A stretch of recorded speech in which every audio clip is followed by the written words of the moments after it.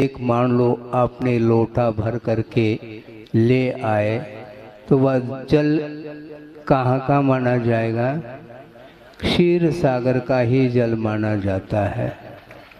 उसी प्रकार गणधर परमेष्टि के पश्चात उत्तरवर्ती आचार्यों के माध्यम से वह क्षीर सागर की धारा बहती हुई यहाँ तक आई है और आचार्य महाराज उनको आचार्य ज्ञान सागर जी महाराज के माध्यम से उनके मुखारविंद से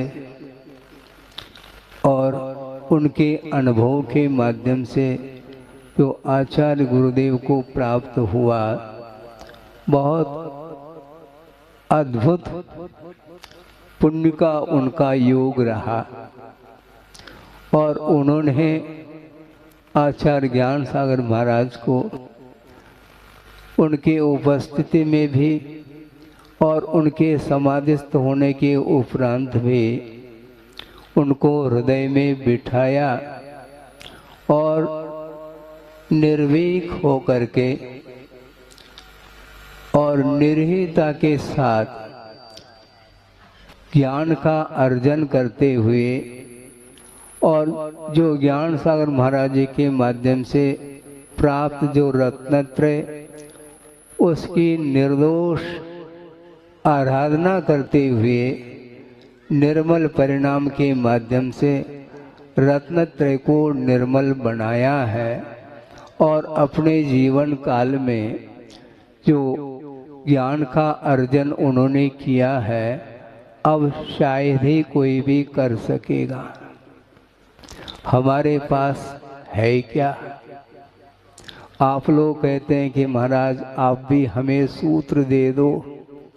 सूत्र की रचयिता आचार्य हुआ करते हैं और उन्होंने जो सूत्रों का निर्माण किया है उसमें से किसी भी सूत्र को आप अपने बुद्धि का विषय बना लो और उपयोग के माध्यम से उन सूत्रों की आराधना, उन सूत्रों की गहराई तक पहुंचने का पुरुषार्थ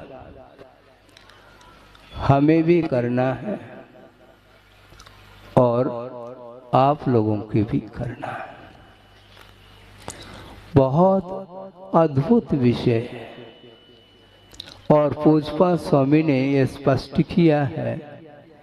प्रसंग धर्म ध्यान का है, वह आप लोग सर्वसिद्धि का अवलोकन कर सकते हैं। मुझे वह प्रसंग स्मरण में आ रहा है, कहाँ तक मैं आपके सामने रख पाऊँ यह अलग वस्तु, किंतु क्षोभम है आपके पुण्य के उदय से शायद वह भाव आपके सामने रख पाऊंगा। आज्ञा विषय धर्म ध्यान का प्रसंग है। पूज्यपाद स्वामी कह रहे हैं कि उपदेष्टु अभावात, क्या कहा? उपदेष्टा का अभाव। ये ध्यान रखें, वे स्वयं अपने आप को भी उपदेष्टा के रूप में नहीं मानना चाहते हैं। हम लोगों के लिए तो सर्वासिद्धि का निर्माण करके महान उपकार किया है और वे उमा स्वामी महाराज के द्वारा रचित जो तत्वार सूत्र है उस सूत्र की आद्य टीका उनके द्वारा लिखी गई है और सर्वासिद्धि में अपने आप को लघुता का एक भाव प्रदर्शित करते हुए लिखा है। हम और आप ये कह सकते हैं लघुता है, किंतु वह सिद्धांत का प्रतिपादन करते हुए उन्होंने लिखा है कि उपदेष्टु अभाव, विशिष्ट उपदेष्टा का अभाव होने के कारण ये एक हेतु है। उपदेष्टु अभावात कर्मोदयात, कर्म का उदय होने के कारण। मंद बुद्धित्वात, आप सुने, मंद बुद्धित्वात, हम लोगों की बुद्धि मंद है। उन्होंने भी अपने आप को ये स्वीकार किया है, हमारी भी मंद बुद्धि है।